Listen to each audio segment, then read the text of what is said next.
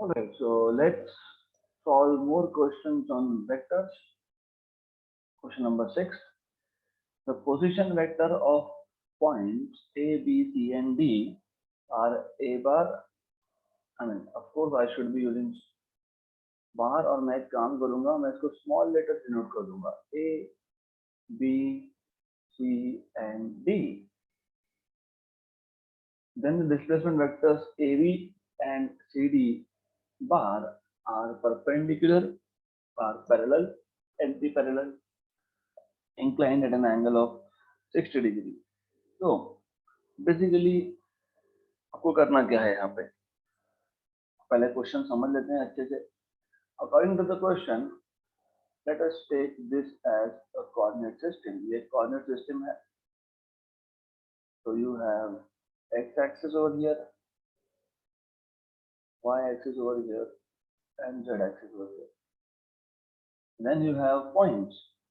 You have a point A जिसका position vector आपको दिया हुआ है 3i cap plus 4j cap plus 5k cap. तो आपको याद होगा position vector is a vector which starts from origin and ends at that point A. तो ये आपके पास पोजिशन वेक्टर है A bar. Then you have another point B. इसका position vector आपको दिया है B bar which is 4i cap plus 5j cap plus 6k cap. तो position vectors आपको दिए हैं. ओके, ये हो गया दो पॉइंट A एंड B. और ऐसे ही दो point C and D which I am not drawing, मैं ड्रॉ नहीं कर रहा हूँ क्योंकि अगर मैं ड्रॉ करूंगा तो देन इन दैट केस थोड़ा सा जम्बलिंग हो जाएगा. तो you have two more point C and D. Okay, आपको पूछा है डिस्प्लेसमेंट वेक्टर, मतलब A से B तक का जो वेक्टर है AB vector, this is AB vector, और C से D तक जो वेक्टर होगा CD वेक्टर. ओके, उस ये दोनों vectors are they perpendicular, parallel, anti parallel, what. तो ऐसा करते हैं, जस्ट फॉर द कन्वीनियंस मैं यहाँ पर दिखाई देता हूँ C point and D point. So let's say you have a point C here, let's say you have a point D over here. तो इसके भी पोजीशन वेक्टर दिखा देता हूँ मैं. So position vector of C starts from origin and goes until this point C, and here it starts from C and goes until point D. You have C vector, you have D vector, then you have another vector which is C to D, displacement C to D. Okay, ऐसा है. तो आपको सिर्फ ये पूछा है कि ये जो CD वेक्टर है, AB वेक्टर है, are they parallel to each other, perpendicular to each other. Okay, तो फर्स्ट ऑफ ऑल आपको ये याद होना चाहिए, मैंने आपको बताया था position vector always starts from origin, और उसको हम स्मॉल लेटर्स डिनोट करेंगे. तो A का position vector small a bar है, B का position vector small b bar है. फिर अगर आप ट्रायंगल लॉ अप्लाई करोगे तो as you can see A bar plus AB bar equal to B bar. जहां पहला वेक्टर खत्म हुआ वहां पे दूसरा वेक्टर स्टार्ट हुआ, एंड जहां पे दूसरा वेक्टर खत्म होगा तो resultant will start from origin and end at B. तो ये चीजें आपको पता होनी चाहिए. ओके, अगर नहीं याद है तो कोई प्रॉब्लम नहीं है, मैं आपको ट्रिक बताता हूँ डिस्प्लेसमेंट वेक्टर कैसे फाइंड करते हैं. अगर आपको ए बी वेक्टर पूछा है, ए से बी डिस्प्लेसमेंट पूछा है, तो हमने थ्योरी में ये देखा था it is always position vector of B bar minus position vector of A bar. तो position vector of B bar कितना है 4i cap plus 5j cap plus 6k cap. Okay, minus position vector of A bar क्या है 3i cap plus 4j cap plus 5k cap. तो जब इन दोनों को subtract करोगे तो आपको मिलेगा i cap plus j cap plus k cap after subtracting. Similarly cd bar will be d bar minus c bar, position vector of d minus position vector of c. So d bar minus c bar. So this is equal to 4i cap plus 5j cap plus 6k cap minus 7i cap plus 9j cap plus 3k cap. So 4 minus 3 is minus 3 I cap, 5 minus 9 is minus 4 j cap, and 6 minus 3 is plus 3 k cap. Okay, तो ये आ गया आपका, sorry जो D vector है I have written this wrong, so C vector D vector, alright, just a minute, I just wrote D vector as wrong. It is 4 plus 6 j cap. Okay. तो ये आएगा आपका 4 I cap plus 6 j cap. C vector is 790. That is correct. Okay, कोई problem नहीं है अब। तो ये आपको सब्ट्रैक्ट करने के बाद मिलेगा minus 3 I cap. 6 j cap minus 9 is minus 3. उसके बाद यहाँ पे k cap नहीं है, मतलब z component is 0. Okay, so you will get this as minus 3 k cap. Okay, so this is what you should get. Easy question है, इसको सिर्फ सॉल्व करना है अच्छे से। तो यहाँ से आप अब -3 बाहर निकाल सकते हो, आई कैप प्लस जे कैप प्लस के कैप। ओके, तो व्हाट डू यू गेट, आपको क्या मिला इस सबसे? ए बी बार मिल गया, सी डी बार मिल गया, and what do you notice, what do you see, what do you find here is you will get anti-parallel. So you have AB bar, देखो AB bar क्या था, I cap plus J cap plus K cap, CD bar क्या है, -3 I cap plus J cap plus K cap, तो मैं लिख सकता हूँ -3 AB bar, therefore you have CD bar equal to -3 AB bar, therefore you have these two vectors as anti-parallel vectors, not negative but anti-parallel. Okay, क्योंकि minus sign आ गया और magnitude भी अलग है, तो they are anti parallel vectors, option number C. Good, so this is how you are supposed to solve this particular question, ऐसा इसको सॉल्व करना है। ओके, तो क्या करना है, सबसे पहले A B vector displacement vector निकालना है, सी डी डिस्प्लेसमेंट वेक्टर निकालना है, एंड देन आपको सिर्फ ये प्रूव करना है कि C D bar is some number into A B bar, but with negative sign आया तो एंटी पैरेलल है, अगर नेगेटिव नहीं आता तो फिर पैरेलल होता, राइट। ये डायग्राम ड्रॉ करने की जरूरत नहीं है, ये तो सिर्फ आपको समझाने के लिए मैंने बताया। Okay, next question, what is the unit vector perpendicular to the following vectors? तो I will say let जो पहला वेक्टर है उसको मैं a बार नाम देता हूँ, that is 2i cap plus 2j cap minus k cap, b bar equal to 6i cap minus 3j cap plus 2k cap। इन दोनों वेक्टर्स को परपेंडिकुलर वेक्टर होना चाहिए, वो unit vector, this the unit vector should be perpendicular to both these vectors. So if you remember, a bar और b bar को अगर perpendicular vector निकालना है तो क्रॉस प्रोडक्ट लेना पड़ेगा। क्यों क्रॉस प्रोडक्ट लेना पड़ेगा? Because if you remember, if this is a bar, this is b bar, तो a bar cross b bar ये होता है perpendicular to both of this. Okay. So a bar cross b bar is perpendicular to both of these vectors. So this is, let us say, a bar, ये a bar है, ये b bar है, और ये a bar cross b bar है। Okay, तो a bar cross b bar, ये a bar और b bar को परपेंडिकुलर होता है।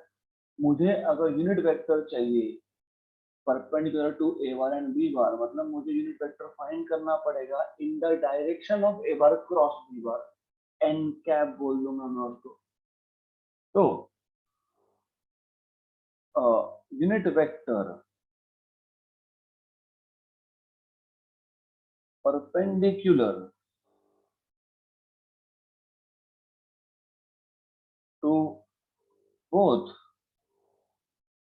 A bar and B bar is n cap, which is A bar cross B bar upon magnitude of A bar cross B bar. मैं वापस बता रहा हूँ जिनको नहीं समझे। हमें बोला क्या था, हमें पूछा ये है कि A बार और B बार को परपेंडिकुलर एक यूनिट वेक्टर फाइंड करना है। तो A बार और B बार को परपेंडिकुलर वेक्टर कौन सा था पहले वो देखो, A बार क्रॉस B बार, मतलब A bar cross B bar का यूनिट वेक्टर निकालना है, उस डायरेक्शन में यूनिट वेक्टर निकालना है। How do you define unit vector? A vector divided by its own magnitude. तो A बार क्रॉस B बार को उसी के मैग्नीट्यूड से डिवाइड कर लोगे तो आपको मिल जाएगा unit vector which is perpendicular to A and B।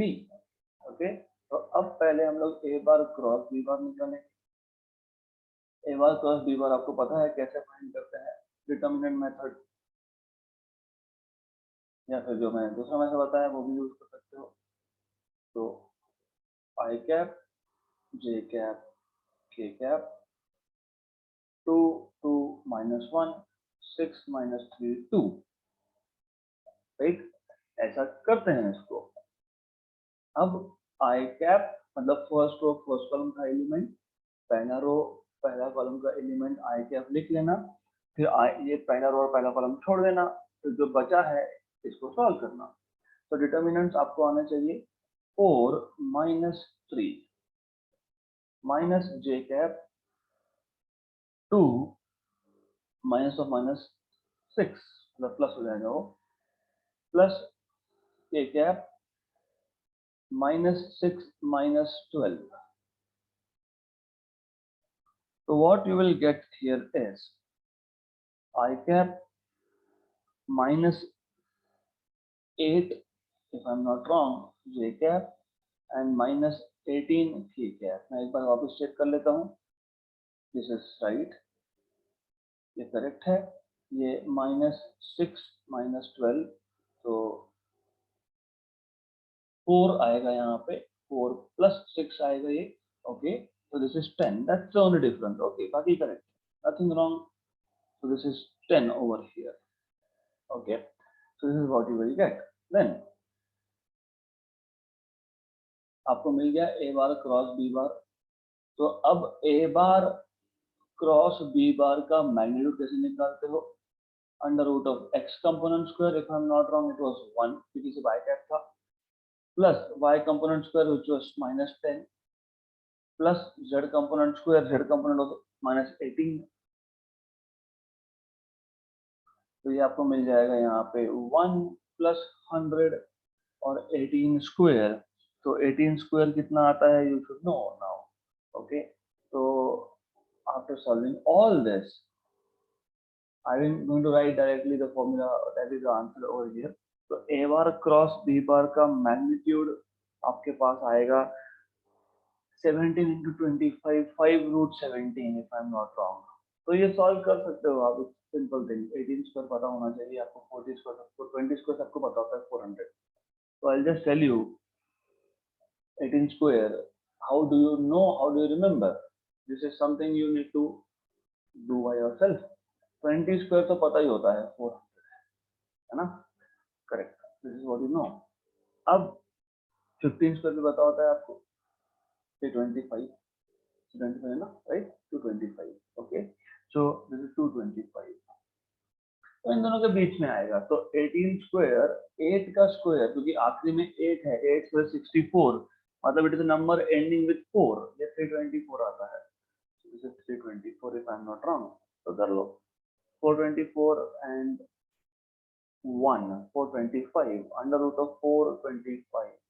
425 को मैं लिख सकता हूँ 25 × 17, ओके। तो दिस इज 5√17। तो A bar cross B bar का मैग्नीट्यूड आ गया 5√17। Therefore n cap which was A bar cross B bar upon magnitude of A bar cross B bar, ये आपको मिल जाएगा। A bar cross B bar क्या आया आपका, I cap -10 J cap -18 K cap divide by 5√17, ऐसा answer आना चाहिए, है क्या? I cap minus 10 J cap minus 18 J cap upon 5√17, option number C. तो ऑल करेक्ट। अब टाइम कैसे बचाएंगे? टाइम आप ऐसे बचाओगे, क्वेश्चन पढ़ते टाइम अगर ऑप्शन देख लिए होते तो ये तो पक्का था कि A bar cross B bar का मैग्नीट्यूड 5√17 ही आएगा, क्योंकि हर जगह पे 5√17 है। तो the moment you solve up to this point, जैसे ही आपको ये दिखा, आपका क्वेश्चन सॉल्व हो गया था, क्योंकि आपको पता है कि A bar cross B bar upon magnitude of A cross B है, और ए बार क्रॉस बी बार आपको मिल गया, आई cap minus 10 J cap minus 18 J cap, option number सी में दिखता है वो। तो ऐसे क्वेश्चंस में क्या करना, दो वेक्टर्स अगर दिए होंगे, उन दोनों वेक्टर्स को परपेंडिकुलर यूनिट वेक्टर निकालना होगा, तो क्रॉस प्रोडक्ट लो, वो जो वेक्टर मिलेगा उस डायरेक्शन में यूनिट वेक्टर फाइंड करो। This is what you are supposed to do. अगला question, two adjacent sides of a parallelogram are represented by vectors I cap plus 2j cap plus 3k cap and 3I cap minus 2j cap plus k cap. What is the area of parallelogram? तो ये question भी हमने solve किया है, इस type का question. आपके पास दो वेक्टर्स है, okay, so let's say you have a vector a bar, you have a vector b bar। तो a bar मैं बोल देता हूँ this is I cap plus 2j cap plus 3k cap, and b bar you have 3I cap minus 2j cap plus k cap. These are two adjacent sides of a parallelogram. तो इसका area निकालना है। अगर आपको याद होगा, what to do is area of parallelogram, area of parallelogram is given by magnitude of cross product। तो आप a बार क्रॉस b बार निकालते हो पहले, एंड देन इस क्रॉस प्रोडक्ट का जो मैग्नीट्यूड आता है, that is area of parallelogram. You have I cap, j cap, k cap, 1 2 3 3 minus 2 1, solve करो। This is I cap 2 plus 6, yes, minus j cap 1 minus 9, 1 minus 9, correct, plus k cap minus 2 minus 6, that is right। So 8 I cap plus 8 j cap minus 8 k cap, okay, option number B, B आएगा ना, देखते हैं, okay.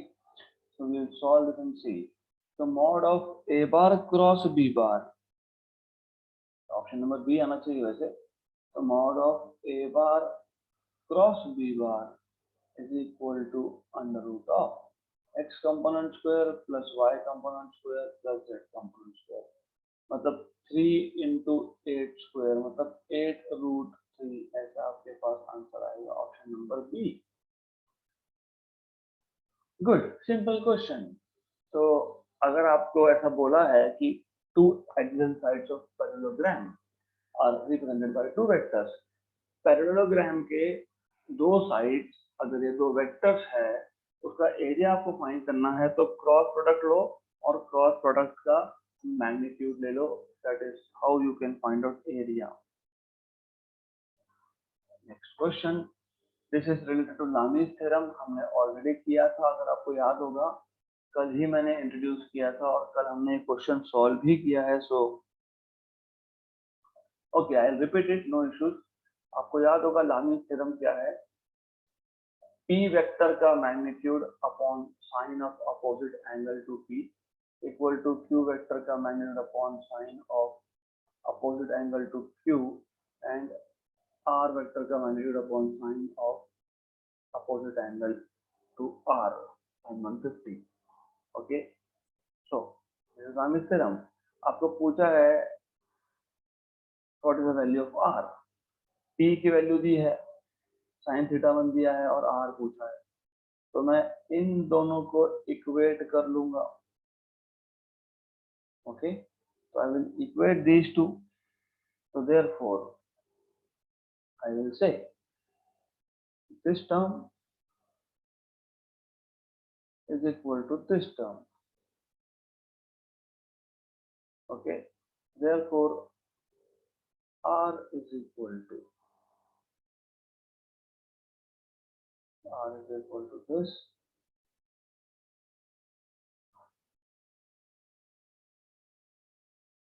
Okay, तो ऐसा आएगा. P आपको दिया है 1.931 है, sin थीटा 1 की वैल्यू आपको दी है 0.9659. This is sin of 150 is 90 plus 60. तो 1 का और 2 का, तो sin of 90 plus theta is cos theta, तो cos 60. तो 2 1/2 1. Option number 3. हमने लास्ट सेशन में ये ऑलरेडी कवर किया है. This is Lami's theorem. तो लामीज थ्योरम आपको पता होना चाहिए. लामीज थ्योरम के दो कंडीशन भी बताए थे मैंने. सारे के सारे वेक्टर्स कोप्लेनर होने चाहिए, सेम प्लेन में होने चाहिए, and also they should start from the same point. Concurrent vector होने चाहिए. नेक्स्ट क्वेश्चन, ये भी हमने कल किया था cover. This is also what we did in the last session. It's okay, we can just revise, no problem. तो sine square alpha plus sine square beta plus sine square gamma की value पूछी है. तो अगर आपको याद होगा, आज मैं आपको ट्रिक बताऊंगा. कल मैंने आपको पूरा का पूरा डिटेल सॉल्यूशन दिया था इसका. आपको ये वैल्यू पूछी है. हमको पता है cos square alpha plus cos square beta plus cos square gamma, ये होता है 1. तो cos square alpha is 1 minus sine square alpha, क्योंकि sine square alpha plus cos square alpha is equal to 1. Okay, cos square beta is 1 minus sine square beta plus cos square gamma is 1 minus cos sine square gamma is equal to 1. तो ये आ गया आपके पास 3 minus sine square alpha minus sine square beta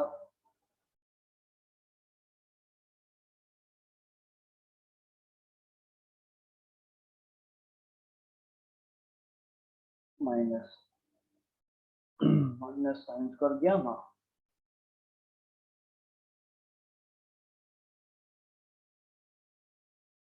minus sine square gamma equal to 1. तो इसमें से मैं negative sign common निकाल लूंगा.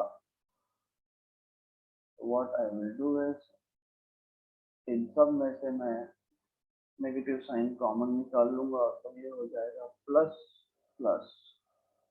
ओके, फिर ये जो माइनस साइन स्क्वायर गामा है उसको मैं राइट हैंड साइड पे शिफ्ट करूंगा.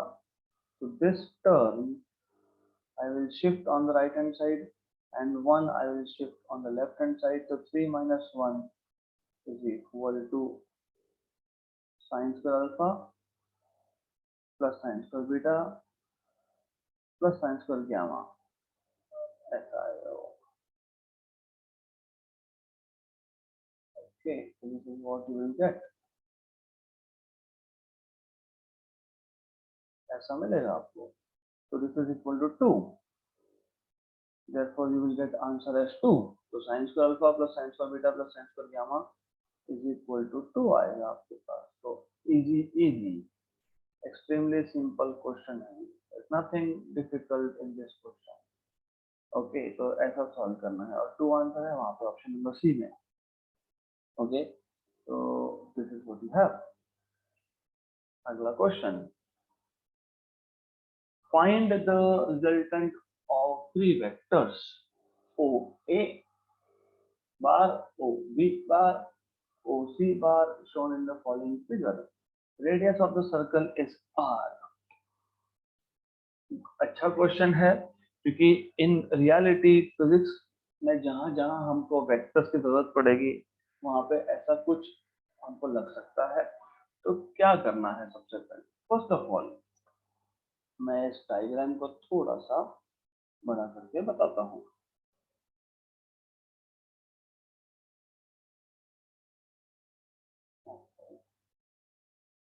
जस्ट अ मिनट,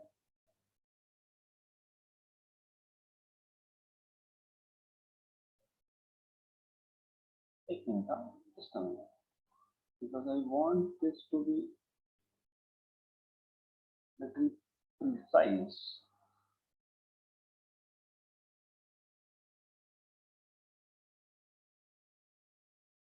देखेंगे अभी how it looks like image. Okay, तो ऐसा है, right, this is circle. Now ये सेंटर है, सेंटर से यहाँ पे पॉइंट ओ है। Okay, so from centre to circumference, this is radius, this is also radius, this is also radius, ऐसा है। तो first of all what I want you to do is, हमको क्या पूछा है पहले अच्छे से समझ लो। हमको बोला क्या है, हमको बोला ये है कि हमारे पास तीन वेक्टर्स है, ओ ए, ओ बी एंड ओ सी। मैं फिलहाल ओ ए और ओ सी बता रहा हूँ। इसका मैग्नीट्यूड आर है, इसका मैग्नीट्यूड भी आर है। ओ ए, ओ बी और ओ सी का रिजल्टेंट हमको फाइंड करना है। पहले हम ओ ए और ओ सी की बात कर लेंगे। ओ ए और ओ सी ये दोनों एक दूसरे को परपेंडिकुलर है, तो इसका रिजल्टेंट ओ ए और ओ सी का क्या आएगा? वी नो दैट रिजल्टेंट का फॉर्मूला आपको याद होगा। अगर आपको याद होगा रिजल्टेंट वेक्टर का फॉर्मूला क्या था? Under root of O A square plus O B square plus 2 O B cos of theta.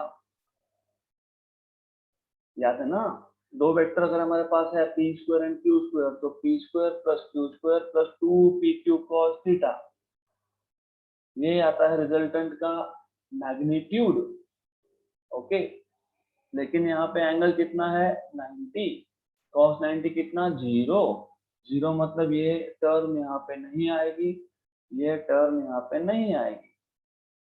तो ओ ए और ओ सी का रिजल्टेंट क्या होगा? ओ ए स्क्वायर, ओ ए और ओ सी का रिजल्टेंट क्या होगा? ओ A square plus O C square.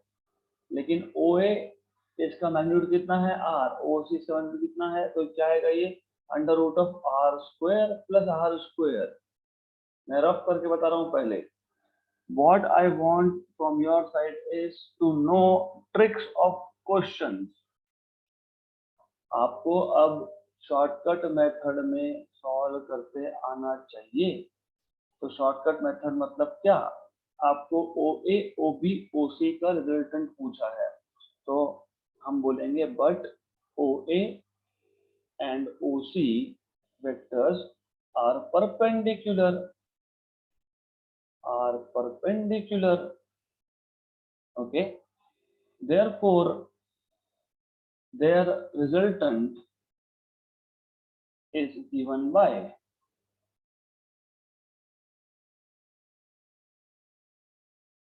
तो ये जो OA और OC है इसका रिजल्टेंट आएगा, उसको मैं R1 नाम दे देता हूँ। R1 ये इन दोनों का रिजल्टेंट है, रिजल्टेंट ऑफ बोथ, ये R1 है।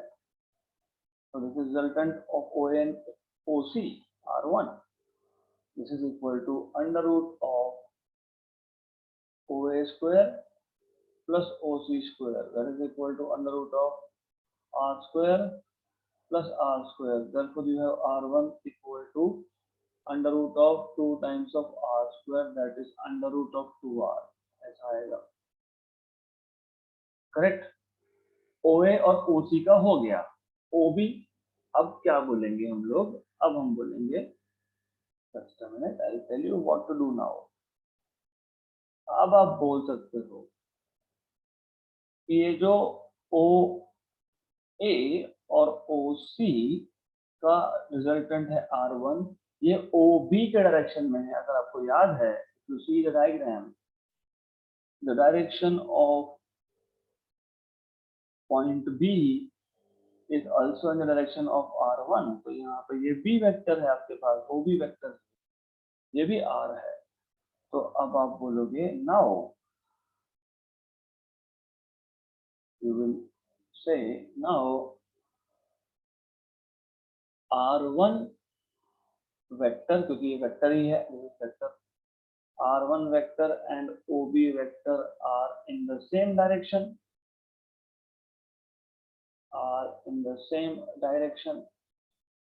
और आपको पता है अगर दो वेक्टर सेम डायरेक्शन में हो तो उनका डायरेक्टली एडिशन होता है मैग्नीट्यूड्स का।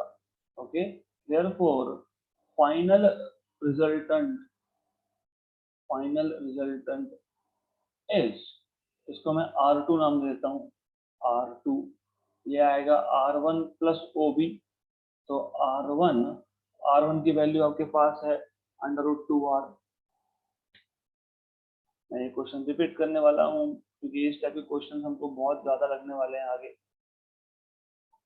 √2R plus OB is again R, तो √2 plus 1 into R, option number B. इन सच क्वेश्चंस आपको करना क्या है पहले वो समझ लो। मैं अभी आपको फुल फ्लेज रिवीजन देता हूँ इस क्वेश्चन की। देखो क्वेश्चन क्या था, क्वेश्चन ये था आपके पास तीन वेक्टर्स है। कौन कौन से तीन वेक्टर्स है? OA, OB and OC। OA, OB, OC सबका मैग्नीट्यूड R और R आएगा क्योंकि ये रेडियस है। आपको बोला है कि इन तीनों का रिजल्टेंट फाइंड करो। तो कभी भी ऐसे केस में क्या करना, ऐसे केसेस में क्योंकि OA और OC ये परपेंडिकुलर टू ईच अदर है, दैट इज व्हाई पहले आप OB वेक्टर को भूल जाओ, forget about OB vector, forget about this particular vector, छोड़ दो इसको। अब आप बोलो कि OA और OC एक दूसरे को परपेंडिकुलर है, हम लोग पहले इसका रिजल्टेंट निकाल लेते हैं इन दोनों का। वो आएगा इस डायरेक्शन में अराउंड द डायगोनल, इसको मैं नाम दे दिया R1, और ये R1 आपका आ गया √OA² मतलब R² प्लस R² मतलब √2 टाइम्स ऑफ R। अब आप बोल सकते हो but wait a minute, R1 के डायरेक्शन में ही तो फिर B पॉइंट है। B पॉइंट कहाँ है? B पॉइंट एग्जैक्टली R1 की डायरेक्शन में है, एग्जैक्टली R1 की डायरेक्शन में है। तो OB वेक्टर जो है वो R1 की डायरेक्शन में है, और वैसे भी अब हमारा पॉइंट A और पॉइंट C का कोई काम नहीं है यहाँ पे। Why? Because we have already found out resultant, हमने ऑलरेडी रिजल्टेंट फाइंड कर चुके हैं हम लोग। OA और OC का रिजल्टेंट ऑलरेडी R1 है। Now what you see is, finally what is happening here is, now R1 and OB are in the same direction, क्योंकि तीन वेक्टर्स का रिजल्टेंट पूछा था, R1 तो दो ही का रिजल्टेंट है ना, OA और OC का। OB कहाँ गया? अभी OB करो, सेम डायरेक्शन होने की वजह से R1 एंड OB का रिजल्टेंट आएगा। Therefore resultant of R1 and OB is, final value is R1 plus OB, that is equal to √2 times of R plus R equal to √2 plus 1 multiplied by R। ये आ गया आपका final value. Done done, खत्म। तो questions को समझ के लेना, फिर सॉल्व करना, that is the most important thing. Okay.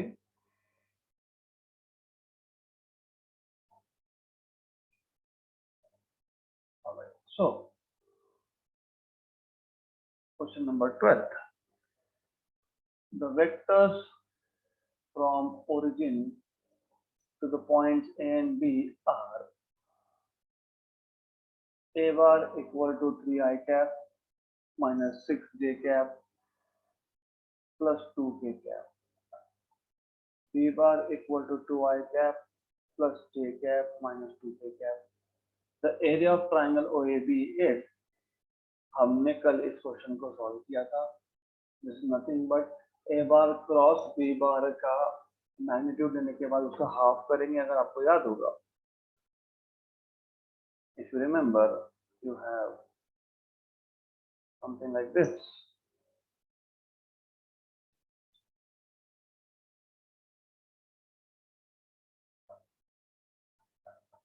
Area of parallelogram जब निकालते हो तो वो आपको मिलता है ए bar cross B bar.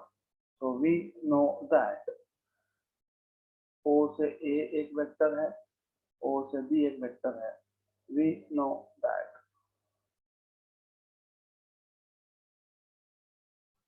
Area of parallelogram is magnitude of A bar cross B bar. Okay, right? Therefore, area of triangle OAB, कौन सा ट्राइंगल? ये पैरेललोग्राम जो है, इसको हम दो ट्राइंगल्स में डिवाइड कर सकते हैं. तो आप बोल सकते हो area of triangle OAB is half of area of parallelogram.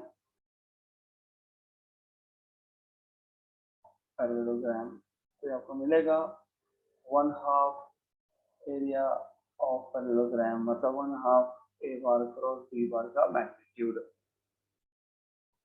ये हमने ऑलरेडी सॉल्व किया है, so I will not redo it. ये आपके लिए असाइनमेंट होगा. ए बार क्रॉस बी बार निकालो, उसका मैग्नीट्यूड निकालो, डिवाइड बाय 2 करो. So that's an assignment for you, क्योंकि हम ऑलरेडी इसको कर चुके हैं. राइट. तो 13th question, 0.4 i cap plus 0.8 j cap plus c k cap represent a unit vector when c is. तो ये भी हम कर चुके हैं, but I will want to repeat it again. I am repeating some questions because it is important for you to know such questions. अगर ये unit vector है, तो let a bar equal to 0.4 i cap plus 0.8 j cap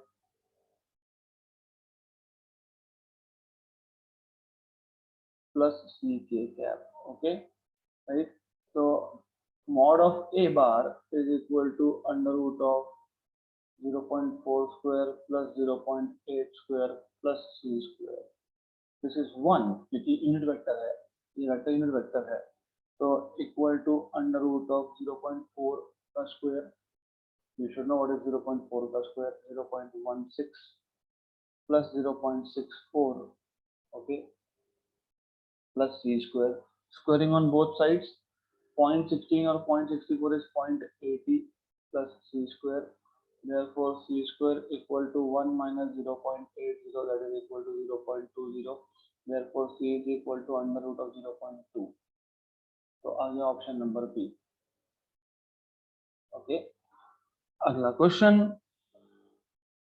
next question, the angle which a vector makes. तो ये भी हमने we have solved this, but in any case आपको angle पूछे हैं तो आप एंगल्स कैसे फाइंड करते हो तो पता है. Angles which a vector i cap plus j cap plus root 2 k cap makes with x, y and z axis are. तो इफ यू रिमेम्बर, हमारा ये 60, 60 एंड 45 आया था, but I will just tell you कि कैसे करना है. ये जो वेक्टर है, कौन सा vector? i cap plus j cap plus root 2 k cap. इसको मैं नाम दे दूंगा, whatever name you want to give. A bar let us. आपको पता है cos alpha is A bar, आपको याद होगा direction cosines ax by a, cos of beta is ay by a, and cos of gamma is az by a. Okay, ये direction cosines है. Alpha beta gamma are the angles made by the vector with respect to X Y and Z axis respectively. तो अब आपको क्या करना है, आपको पहले तो ए का मैग्नीट्यूड निकालना है, under root of 1 square plus 1 square plus root 2 square, तो under root of 4 that is 2. Therefore cos अल्फा आपको मिल जाएगा ax आपके पास यहाँ पे 1 है, तो 1 by 2 मतलब alpha is equal to 60 degree. cos of beta आपको मिल जाएगा 1 by 2 that is beta equal to 60 degree. cos of gamma that is az is root 2 by 2 मतलब 1 by root 2 होता है 45 डिग्री पे, मतलब gamma is equal to 45 degrees. So this is how you are supposed to solve this question. So आज के session में what I have done is मैंने intentionally थोड़े क्वेश्चंस नए रखे थे एंड थोड़े थोड़े क्वेश्चंस मैंने रिपीट किए हैं so that your base will be strong. तो एक जो ये क्वेश्चन था क्वेश्चन नंबर 6, इसमें करना क्या होता है, अगर आपको A B C D 4 point दिए हैं, आपको ए बी बार और सी डी बार ये दो डिस्प्लेसमेंट वेक्टर्स है, ये दो डिस्प्लेसमेंट वेक्टर्स पैरेलल है, एंटी पैरेलल है, परपेंडिकुलर कैसे फाइंड करना होता है वो मैंने बताया. तो दोनों डिस्प्लेसमेंट वेक्टर फाइंड कर लो. ओके, एंड देन सी कि एक vector equal to minus of other आ रहा है क्या, तो anti parallel. Okay, and then अगर हमारे पास दो वेक्टर है और दो वेक्टर को परपेंडिकुलर एक यूनिट वेक्टर पूछा है, तो वो कैसे फाइंड करते हैं, तो ए बार क्रॉस बी बार करना और ए बार क्रॉस बी बार का यूनिट वेक्टर निकालना. देन दिस इज, तो you already know area parallelogram कैसे निकालते हो, ए बार क्रॉस बी बार दोनों वेक्टर्स का क्रॉस प्रोडक्ट लेके उसका magnitude. Then you have this one, and this is important question. तो जब तीन वेक्टर्स का रिजल्टेंट पूछा है और तीनों वेक्टर सेम पॉइंट से स्टार्ट हो रहे थे, OA, OB, OC, तो पहले जो तो परपेंडिकुलर है OA और OC उसका रिजल्टेंट निकालो and then it will be in direction of OB. तो OB plus resultant of OA and OC ऐसा आप कर सकते हो, राइट. तो that is it for today. बाकी के क्वेश्चंस हम लोग नेक्स्ट सेशन में देखेंगे.